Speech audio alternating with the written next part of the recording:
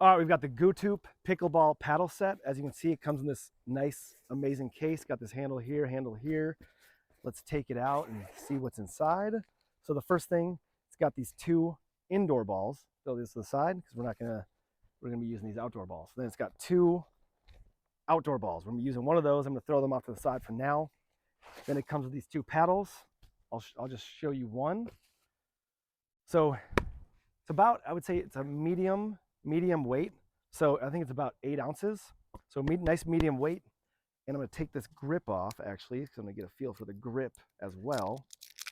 The face of the paddle is premium fiberglass.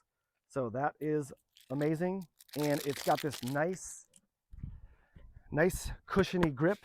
It's sweat absorbent and it prevents slippage. So that's amazing. So as you can see, just all in all, amazing.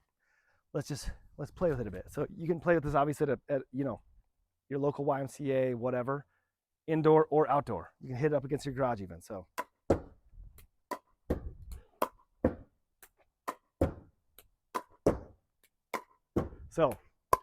as you can see, amazing for beginners, intermediate, advanced, pro.